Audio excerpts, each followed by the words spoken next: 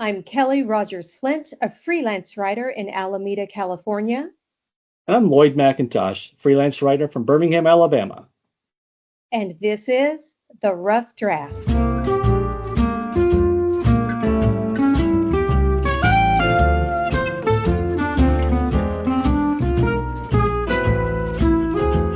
Well, welcome to the second episode of The Rough Draft. I'm Loyd McIntosh. I'm here with Kelly Rogers Flint. Hi, Kelly. Hello. Hi, Loyd.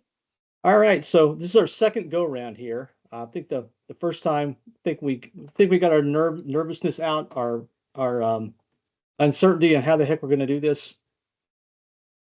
Yeah, I think we had a good first shot at it, and we know some things we want to tweak. We'd love to hear from our listeners to know what they enjoyed as well. But I think we've got something to keep working on Yeah, and lots more to say. and I think if you're watching the video feed, you can see we're both looking a little patriotic. We're recording this on July 5th, Yes. day after July 4th, my favorite holiday. I love this holiday. Really? Do you? Yeah. Okay. So you eat lots of meat. You don't have to apologize for it. It's hot, so you're swimming. And then not wearing a shirt half the day if you're a dude, and then you're blowing stuff up. I mean, what could be better? It's the best holiday. So is that what you did on the 4th? Of course. Mm. And I have all my fingers. Actually, we didn't actually blow anything. We just watched the fireworks from my in-laws. How was your fourth? Well, I started by running a 5K. Okay. Then I watched the longest 4th of July parade in the U.S. Alameda, California has the longest parade in the U.S. Really? Miles, which was really long, and I was really tired. And so we actually bailed at the end, missed the hula dancers and a few other things. But I got to see the lowriders. It's not 4th of July if I don't see a bunch of lowriders. Yeah. Really, I don't know why, but that's always part of the 4th for me. So then we came home, Yeah. we cooked on the grill, you know, Heck yeah. nice. And then from our street, we can walk right to the water.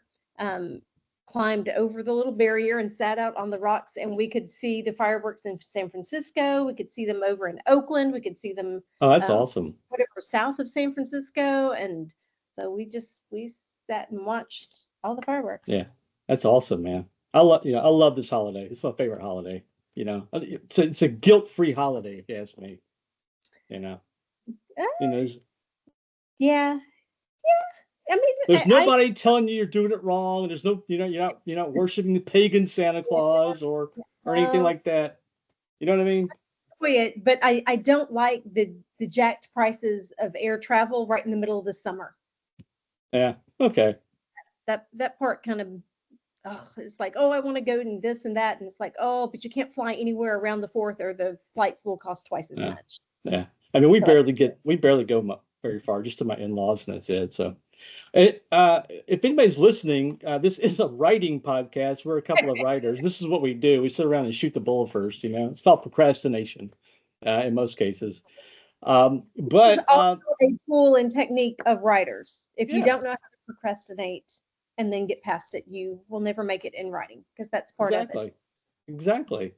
So why don't we jump into it? What we like to talk about on this podcast, or we like to go through and talk about words. We both are interested in words and phrases, and what they mean. Then we're going to jump into we're going to give some tips on if you're a new freelance writer, or want to jump into this.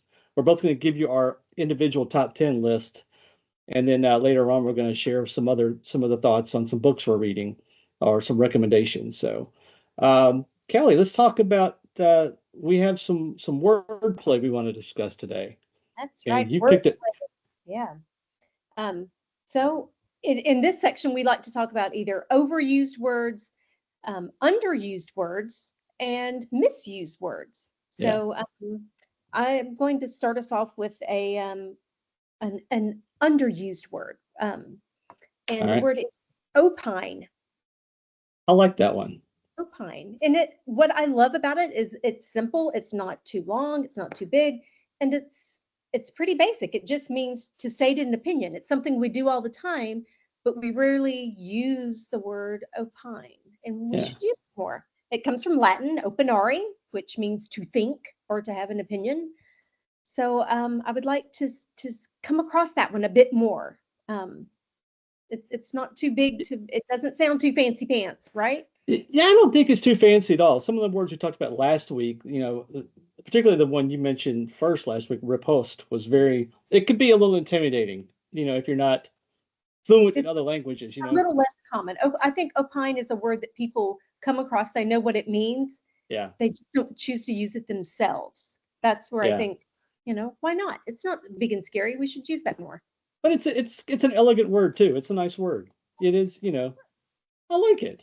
When was the last time? Do you remember the last time you saw it in writing at all? Oh, no, but I'll have I, to pay attention now. I think I hear it on some podcasts I listen to. Like I hear it more in context like that rather than written writing. But Mhm. yeah, I like that. Nice Yeah. word. It was funny after our episode last time, all the words we talked about, we Oh both yeah. immediately started coming across them over and over and over. And it was like, what is this? And a couple of times I've been using it on purpose, like the word just. Of like I see how many times I've used it, and now I'm like, okay, I'm gonna see how many times I can use it in this email today. You know, you're like, it's an That overused was word. not the purpose. It was to use it less. Well, I'm contrarian sometimes. I, So okay. all right, I'm gonna go with an overused phrase.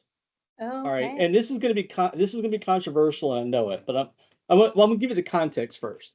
Okay. So after our first episode, I got in the car and I was heading to go cover some drag racing, which kind of fell apart. I'll go over that later if you want, but it just collapsed. But so I was getting gas. So I was at the gas station, and that gas station TV came on. You know what I'm talking about, right? Okay. I'm just like, oh God, what are they going to talk to me about now? So there was as I was finishing filling up, the little talking head guy was talking about a story. I was barely paying attention, but it was about an ice cream truck driver. All right, and then there was like all these other ice cream truck driver or truck owners that were rallying behind him, and the reporter dude just said something about affecting the ice cream community. The ice cream community. Oh, good Lord. you know, so now everything is, we all know how it's been used, marginalized or, groups of people, but now I just think it's just become overused. It's a cheap way to try to get people emotionally involved in what you're in this group of people. And I think it's time to retire it, my opinion. What do you Hmm. think? What would you replace it with? Well, if I'd been paying attention to the story when the word came out, I might be able to tell you. And I'm trying to find it. I haven't been able to find it again. But I mean, I think ice cream truck drivers in this city or whatever. It was just the ice cream community. Like, really, I don't is know. there It's a kind of clean and concise. It kind of does the oh job. come on, man.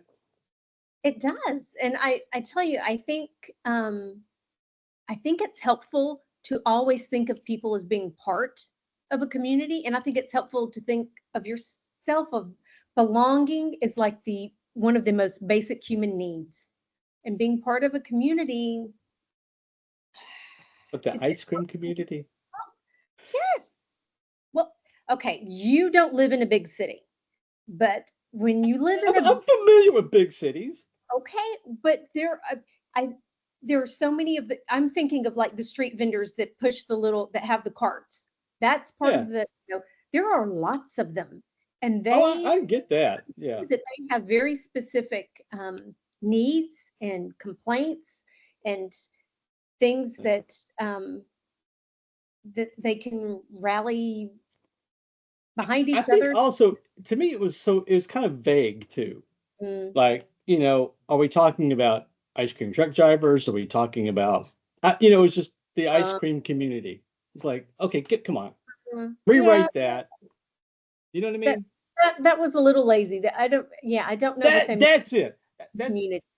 But that's what I'm talking about. It's a lazy way to try to, because get somebody technically, on your side. people who eat ice cream, part of the ice cream community too. Exactly.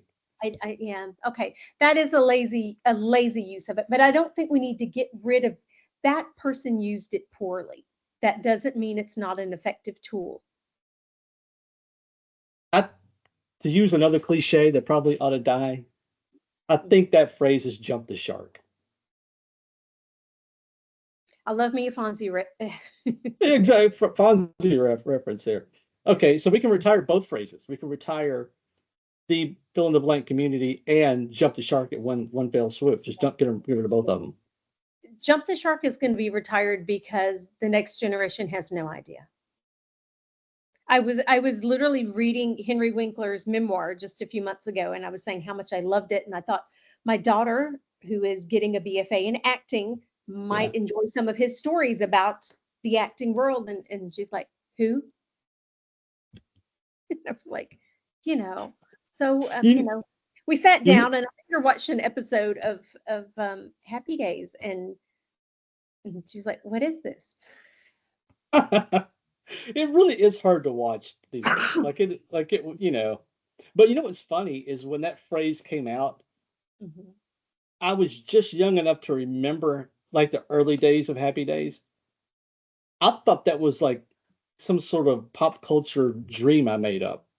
Like, oh, Fonzie actually did jump over a shark on water skis in an episode of Happy Days. I thought I'd made it up.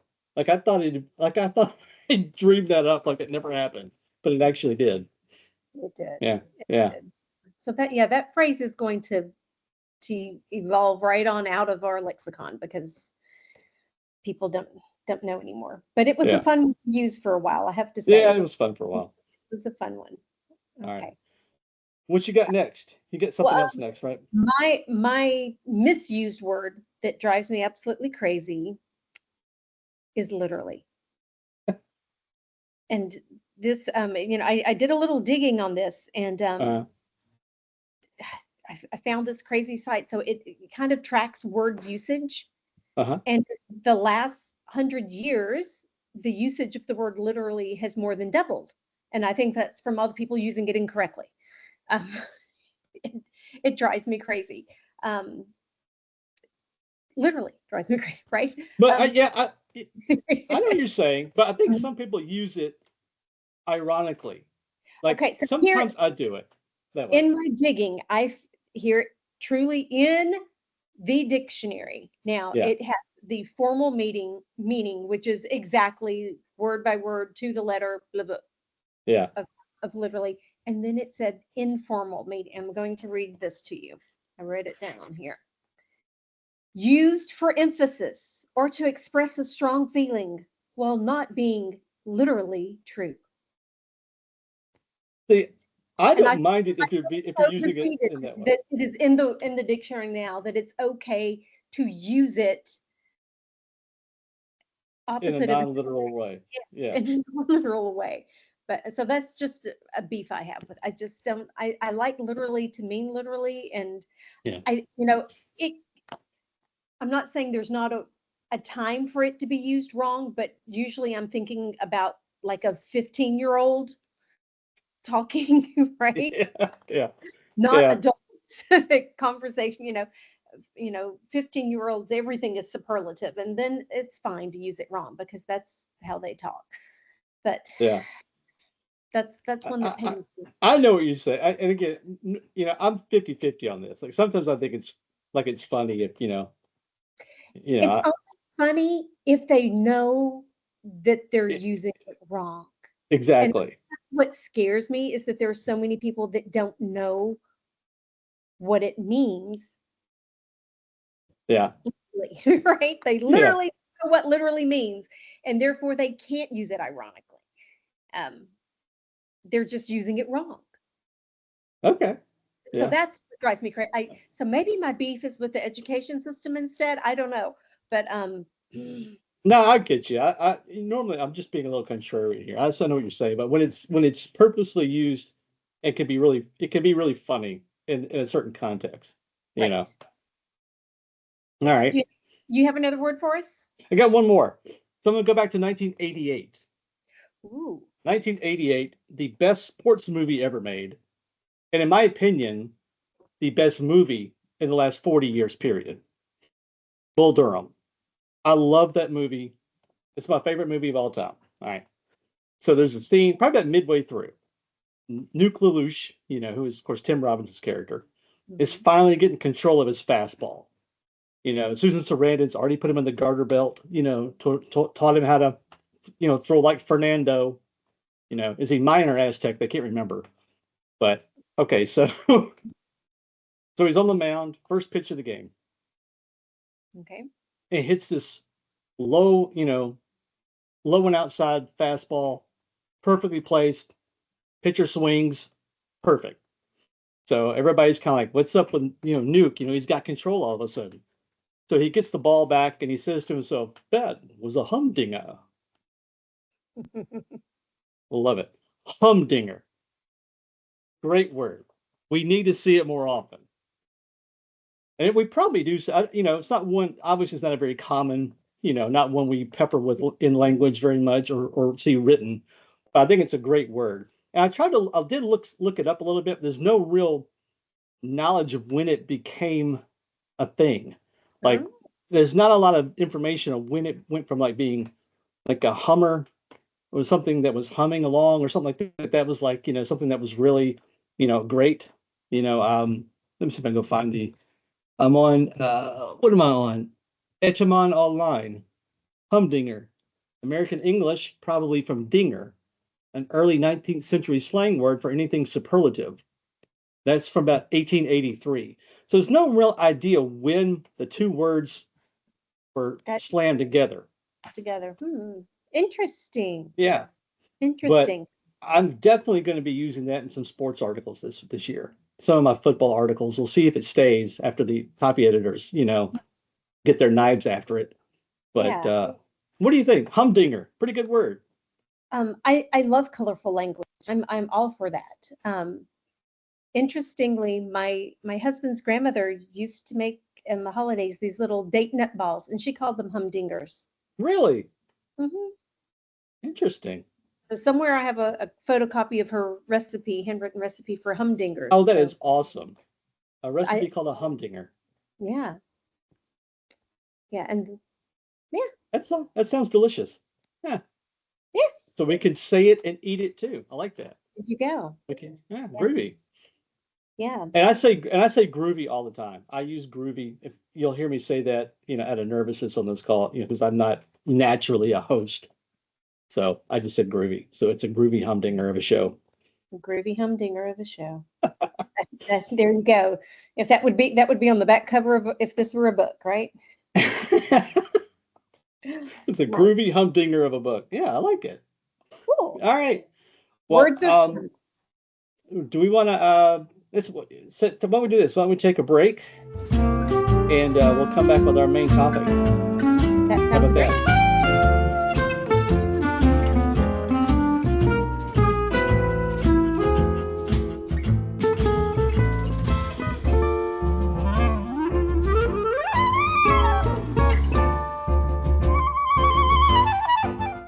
Welcome back to the Rough Draft. This is Kelly Rogers Flint here with Loyd McIntosh, and we are ready to get to our big topic for today, our top tips for new writers. All right.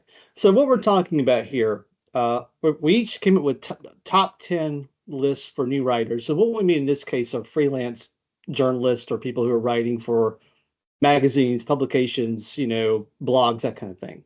We're not really talking about fiction at all.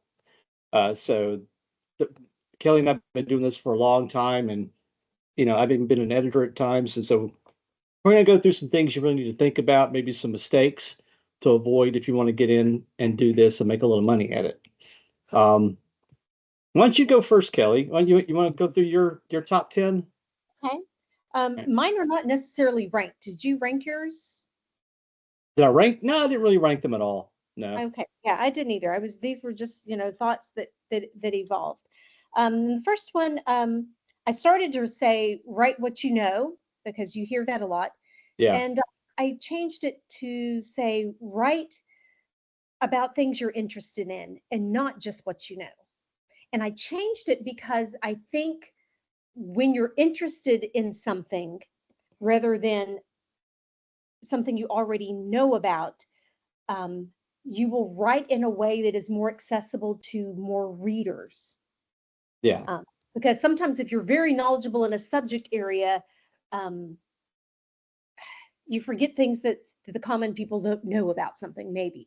And I Yeah. also think if it's just something you're interested in, you ask good questions because you want to know more.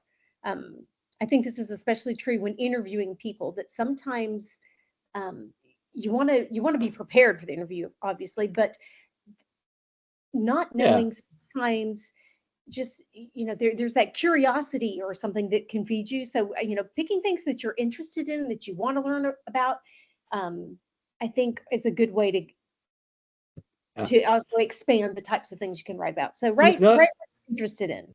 that's a great advice. And I have a similar topic on my list. But I'll just fill in the gaps here. But I think what I said was start writing about what you know first. With the same idea, that then move on to things you don't know about. But I think it's great And advice. Yeah. that's true. If you want to sit down and start writing immediately, then things that you are knowledgeable about will be easier. Yeah. But that's a great advice, though. I mean, that is a common thing people say is write what you know. Well, what if I'm interested in something that I don't know anything about? I think that really kind of makes you a better writer, frankly. I like Yeah. that. All right. What's next on your list? Oop, oop, of course, my iPad shuts down right then. I've got my okay. I've got check your facts, your sources, and verify, because Yeah. I just can't stress it enough. If you're gonna say Yeah. it, you're gonna put it in ink or digital type or whatever. You got to be sure. You need Yeah. to be sure. Don't guess at a fact. Don't guess at a date. Don't throw a number there. Don't pull it out of your head, your ass, wherever. Look it up. Make sure you're Yeah. using verifiable sources as well. Don't Wikipedia it. Get good Yeah. sources. Be sure. And if you can't verify a number, there are some wonderful words in the English language that can help you out. Approximately, close to, Mm-hmm. more Exactly. than. That's a great advice too. There were days where, I mean, back in the days when magazines were just chock full of money and they would have, fact checkers on staff, and they were often more important than the writers, but those days are gone. They don't really have fact checkers anymore.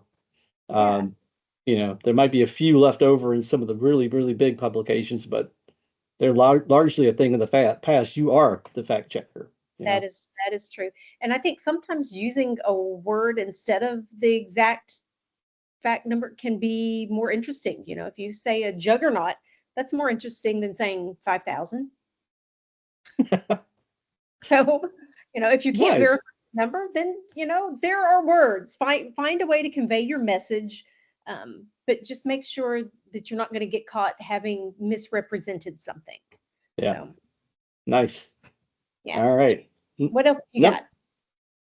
well, you want me to start? Oh, you've done two. You want me to give you a couple on my list? Yeah, go ahead. Okay. All right. First one, I'm not as optimistic as Kelly. I say don't quit your day job.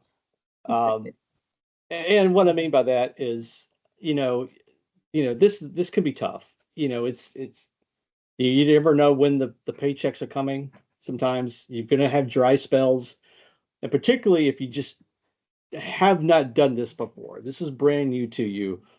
Do it on the side. Do it at night. Do it on weekends. That's what Kelly and I do. We don't do this full time. We don't write for publications and newspapers and magazines full time. This is a side thing that we enjoy. But it could be a nice side income for you. But don't just say I'm a writer now and quit your day job unless you have a way to make the rent. If you don't, Yeah. please don't do that. And Yeah. I've got a story or two, but I'll tell you another one later. When I was an editor, that was kind of amazing. But okay, that was my first one. What do you think? Yeah, I can't imagine trying to make a go of it. It's so piecemeal, it's so bit by bit, and you never know when a story is going to get killed. You never know Yeah, when a publication you're writing for is going to lose its funding and go under or merge with something else, and then they've got too many writers, or even sometimes just, you get burned out on certain Yeah. things. Like, yeah, I got, or Yeah. you age stuff. I used to write for a lot of parenting magazines, and I'm not quite, my finger isn't on the pulse of what early parenthood is anymore, with my kids being in college now. Yeah. And there aren't so many publications about having kids in college as there are for young parents. So I just, I could probably still write for them, but it doesn't, yeah, it would not ring, it would Yeah. sound like grandma giving advice or something. So I just, I had to let those go. Well, you want to go to my second topic here, my second on the list? Uh, I say learn the process. And so this kind of is married to the first one, my first one. All right. I got a quick story. So about 20 years ago, I stepped in to help edit a newspaper in my hometown, which was Trussville, Alabama, a suburb of Birmingham. I'd been writing for this paper for a little while. The editor quit, and so they said, "Hey, Loyd, would you step in for a few months while I did it part time?" So I got a call one day from someone in the community who said that someone who writes for us had done a story on them and was trying to get them to pay for it. And I said, "Well, I'm," and they told me the woman's name, and I'm like, "She's not writing for this paper. I don't know who the heck this is. I don't know what the story is." Well, finally, I let it go, and then about a week later, the writer called me, and she had had a pretty decent career as like a paralegal or court reporter or something. I can't remember. It's been so long ago. But she, number one, quit her job to become a writer. But B, had no idea how it all worked. Right. So she had this story idea. So she just reached out to the people she wanted to interview and say, "Hi, I write for this paper," which she did not, and said, and then thought that the people she interviewed were the ones supposed to pay her. And so she called me and was like, "Yeah, I really want," and I went, "You've done nothing correct here. You've done nothing right." And of course, I ended up having to tell her just to go away. But man, it was one of those stories where it's like, boy, how do you make that mistake? It was so, yeah. That's yeah, that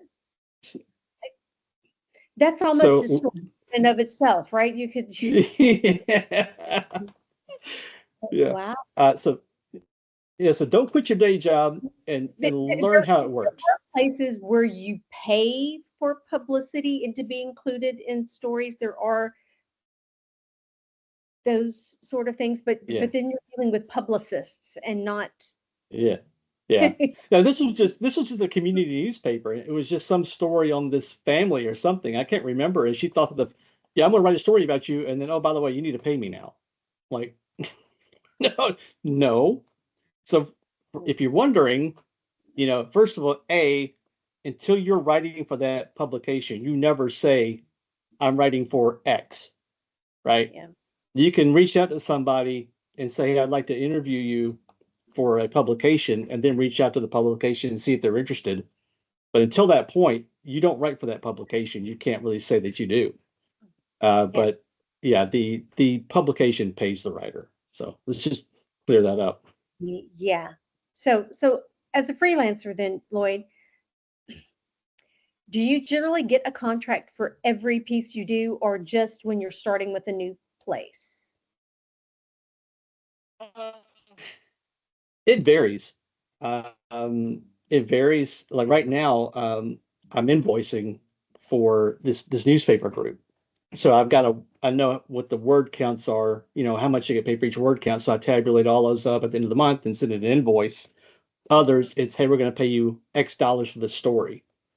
So it's all over the map. What about you? Do you just, Um, Generally, once I start writing for a publication, then it's just the assignments getting approved, and we don't go yeah, through all the fine print detail because it's generally going to be in the same vein, unless it's yeah, something different. There are probably some publications that I would be more careful to to get some specificity about what is happening, you Yeah. know. Yeah, when you're starting out your very first time, you should definitely have something in writing from them saying what it is they want you to write, what are the parameters of the assignment, and what the Yeah. compensation will be, and if you have to submit an invoice for that, or if they'll pay you Yeah. automatically. Yeah, because there is a lot of self-invoicing, right, as a freelancer. Yeah. And also just to understand that some publications pay on receipt, they pay on acceptance. Some don't pay to you until they publish the piece. And some, it might be like 30, 60, 90 days after they publish the piece. So you need to double check that as well. So, yeah. Yeah, that is All right. true. All right. Kelly, why don't you go through two or three more of your list Okay. here? Another really big one of mine is about knowing your audience. Oh, definitely.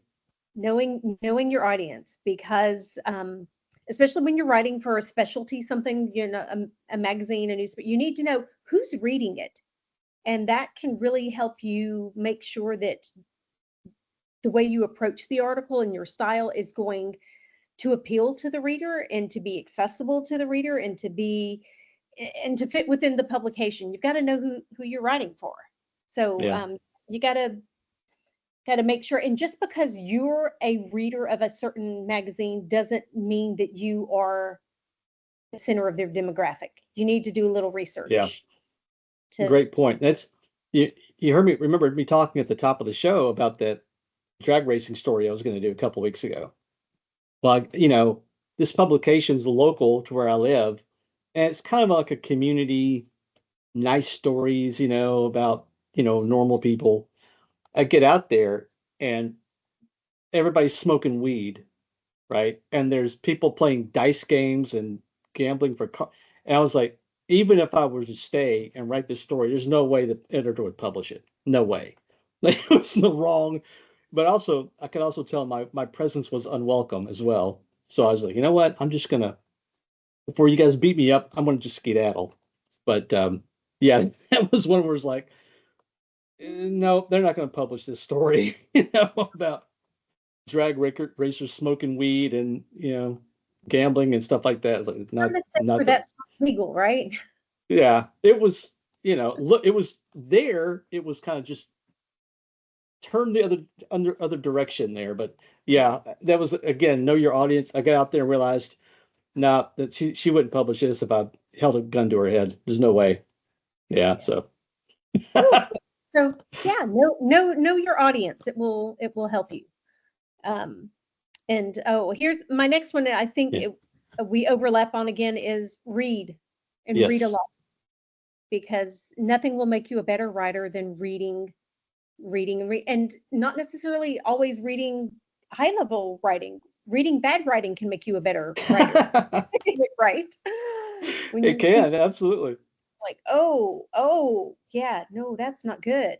Knowing what not to do is as important as knowing what to do. So reading a lot and really dipping your toes in different genres, I think too, can be Yeah. really good. Some different styles, some different points of view. Um, there's a lot out there that's so interesting. So just read. The novelist James Elroy, I saw an interview with him online, and that was his biggest advice to writers: is read, read, and read more. And what'll it help you do? Even like Kelly and I have been doing this for a long time. Every now and then, I'll just sort of start reading something different, reading like a different genre of book or something like that, and it kind of helped me, go back and take a look at some of my most recent articles and see what the cliches, or well, what are becoming cliches, like how I start a story, or kind of like the formula I'm doing. And Mhm. it'll help you kind of, as you progress, Yeah. every note so often, maybe reevaluate how you're writing. So Yeah. yes, It's a fine, read. isn't it, between having a style and being stuck in a rut and being Yes, formulaic. exactly. You want to have a style, but you don't want to be, you know, predictable and Yeah, rote form. So you've got to, yeah, reading is a great way to cure yourself of that. amen to that. You want to do one more of yours, and then I'll do a One, few? um, oh, well, this one goes right into the reading a lot. It's like when you're reading a lot, you really have to pay attention to what you like and what you don't like. Yeah. Um, whether it's, alliteration, use of symbolisms, colorful language. Do you like, the long, extenuated, overly complex sentences? Would you like short and direct? Do you like writing style that is very informal, more like speech? Um, Yeah. everything is out there. So trying to figure out what fits with you, what feel. Often think writers make a mistake by trying to take on a style that doesn't suit their own personality. Yes. Don't write Yeah. against the grain. Be who you are, because that's when it comes down to it, your authentic voice is always going to be what makes your writing special. Yeah. And it might take you some time to develop that. You might not know what your voice is for a year or two, And you it know? may it may evolve and change as you do, Yeah, which is fine. absolutely. So yeah, really, but it's this reading with this intentionality, with making sure your observation skills are really keyed in on what you're doing and not being so passive with it can make a Yeah. big deal. Okay, what Great else have you? advice there. Uh, my top next piece of advice is become an idea factory. Mm, And the reason why is because editors don't always know what the stories should be for their publications. And when you're talking about like a monthly publication or even like a weekly newspaper, they they've got to have they've got to have writers who can come with them with ideas. And so many times, I mean, I run across them all the time, writers who just want to have the editor assign them stories.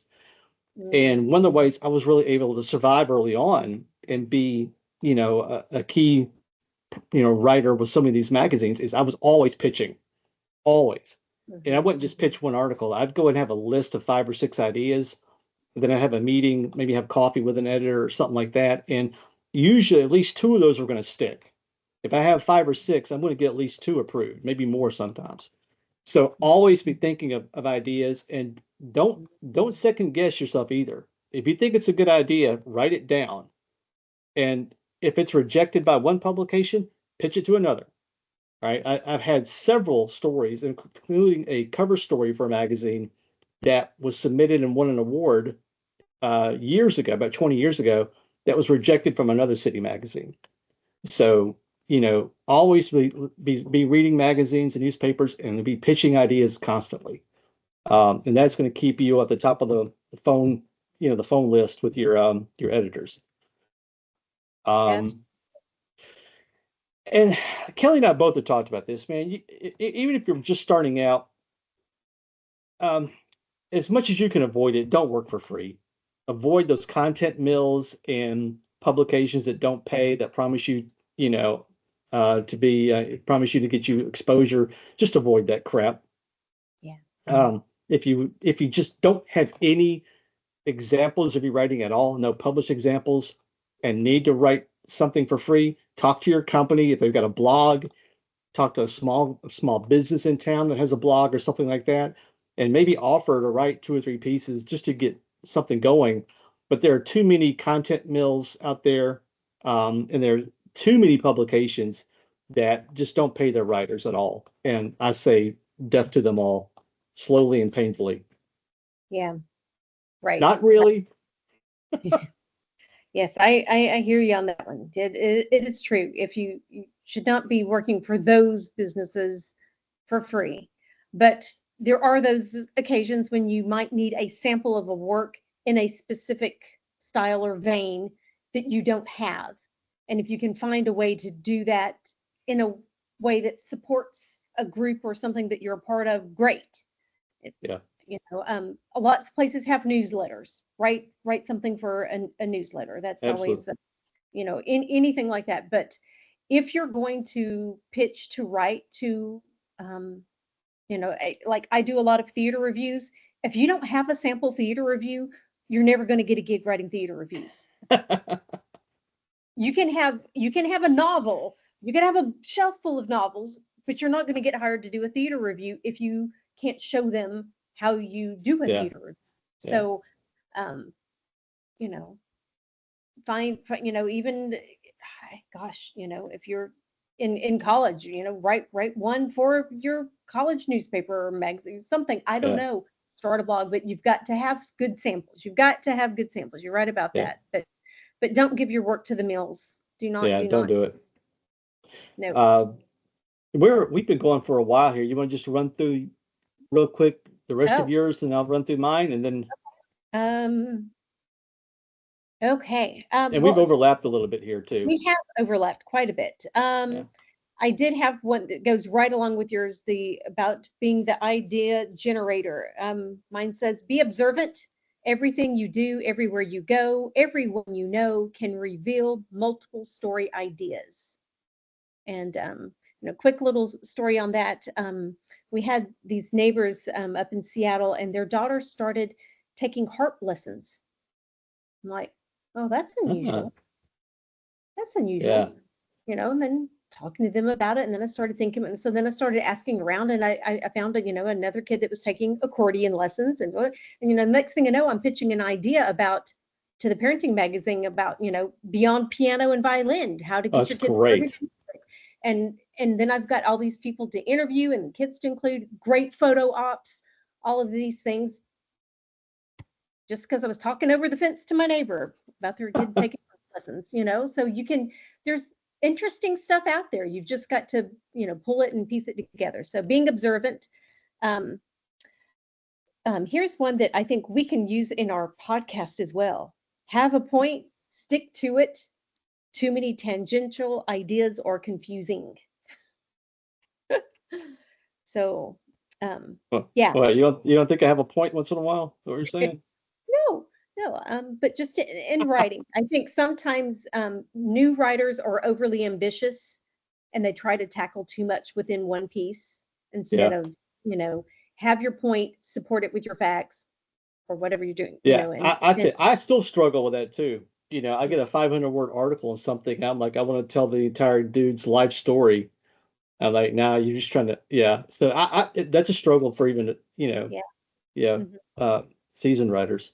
keep it going. Yep. I have be specific, especially with descriptions and emotions. And I think this comes from all my work in theater.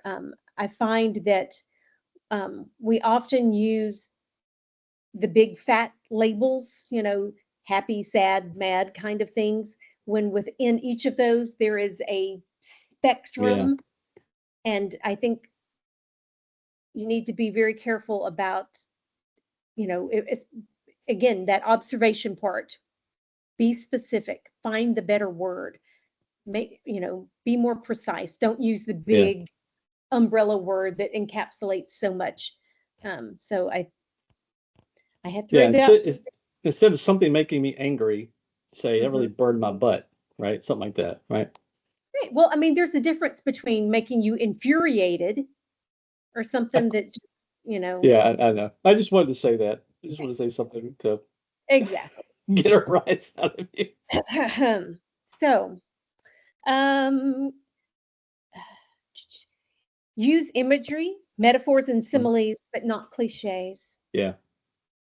And I think most writers know that, but they forget it.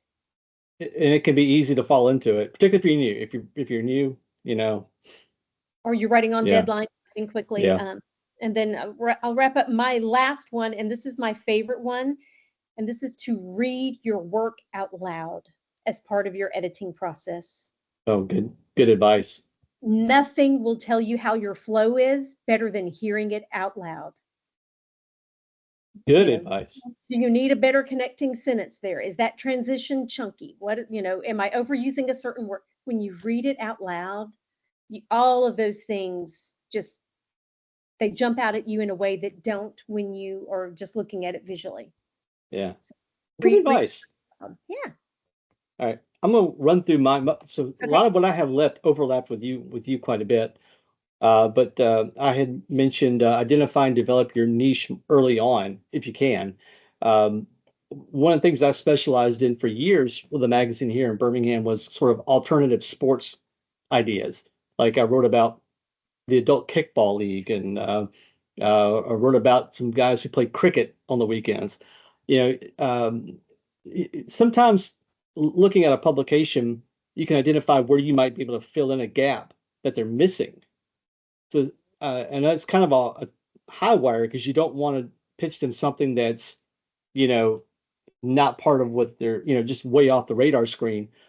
But sometimes you can kind of develop a topical idea that you're really good at that maybe that publication's missing and would like to have. Mhm. But if you can kind of develop, Right. your niche early on. Yeah. I already kind of mentioned this a little bit. Seek alternative outlets when you're getting started. You're not going to be able to probably not going to be able to get into like a big, several thousand, Yeah. household, big old magazine, but look at company Worker. blogs, stuff like that. Yeah. Yeah. Um, and then I said, be willing to accept any assignment. And particularly if you're getting, I've done this a couple of times where I'm trying to get involved in a publication. I'm like, what is there a story nobody else wanted? That, if I want to like really show how I can be useful to that publication, I'll do the dirty work to start with. I don't mind. That might not be good advice for everybody, but it seemed to help me a little bit. Again, going back to the start, to alternative outlets, starting a blog, again, that's an easy way to do all that. So you can write, develop a topic that you're interested in, and have some published clips. So that's always, there's several publications that say before you even get involved, they want to be able to see published, versions of your writing. So start a blog. And again, we talked about this earlier, read, and read some more. And again, to Kelly's point, I think very early on, I put start writing about what you know, start writing about what you know. So again, as you get better at it, develop other interests. But if you're a teacher and there's a publication you want to write for, maybe there's a student who is exceptional. Pitch a story about that student. So there are ways to kind of get your foot in the door, just in the world around you, right? In your immediate world there. So, and my train of thought went off the rails there, Kelly. Nope. But that all good advice, all good advice, and listeners, if you have any questions about that or specific questions about getting started in writing, you can always reach us at the rough draft, the writing podcast at gmail.com. And before we take one more break, yeah, please email us some stuff. Also, we are on all the major podcast networks now. We're on Spotify, Apple, iHeartRadio, Pocket Cast, and a couple of others. We have the video feed is on our YouTube page. We'll put all that below, and soon we will have a website. I'm working on a website now, so we will have a website probably by the time we do the next episode. So we are growing. There we go. All right. Sounds good. So back to you. We'll take one break. We'll be back with our recommendations.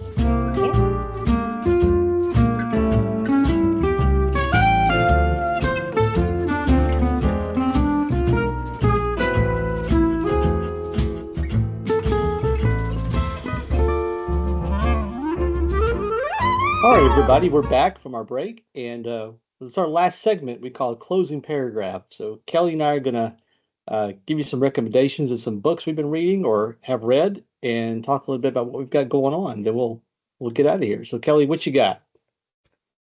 Okay, I just have a photo of it because I used a library book.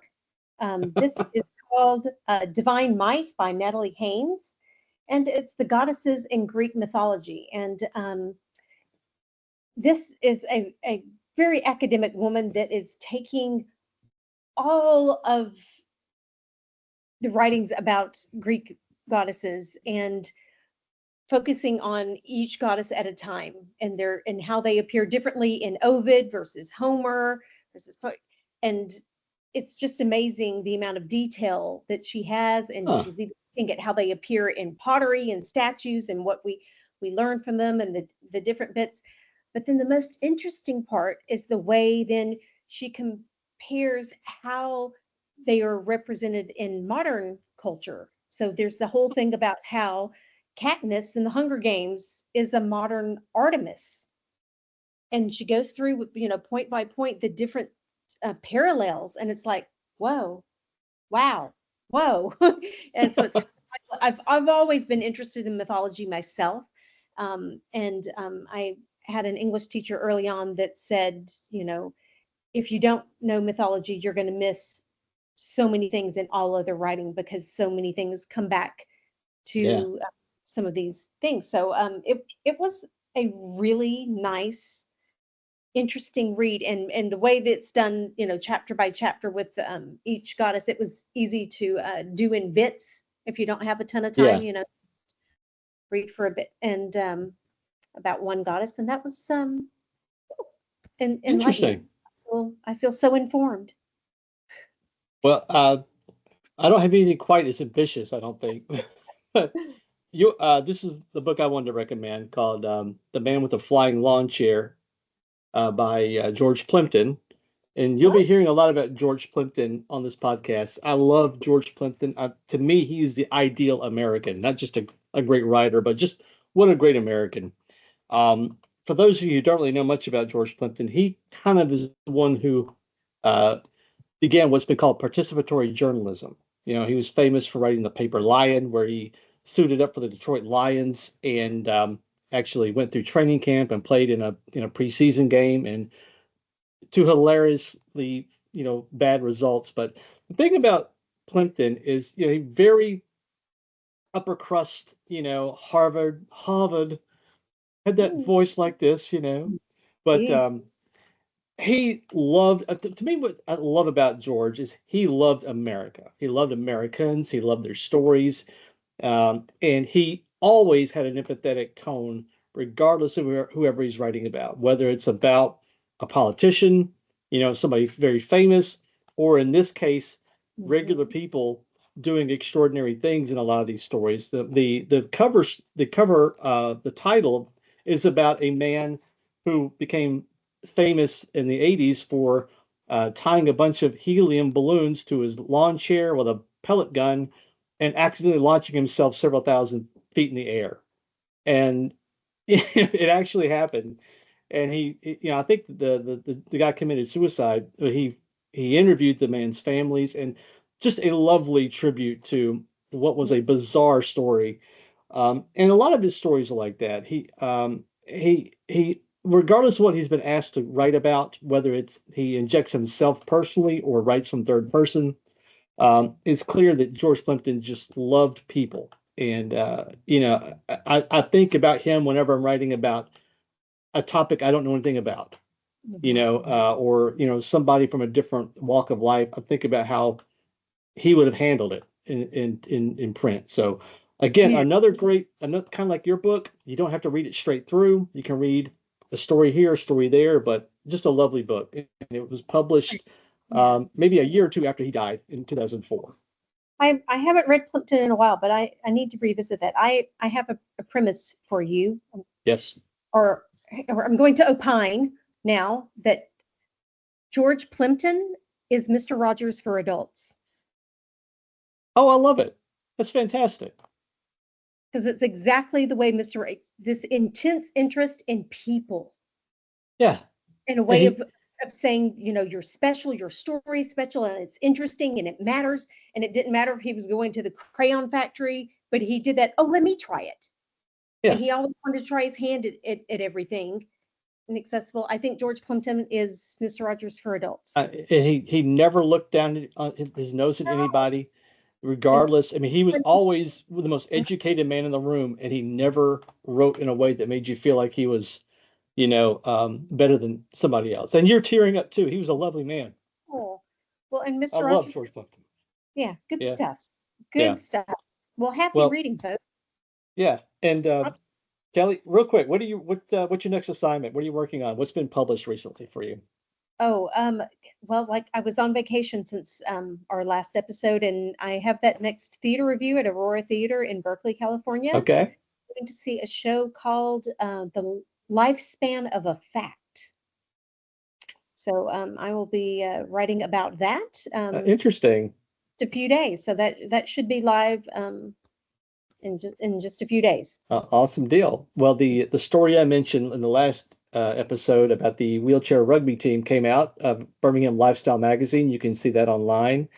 And I'm working on some other stuff now. But I also, if I can, do you mind if I brag on myself a little bit? Yeah, what's Can that? I? I won my first Alabama Press Association award.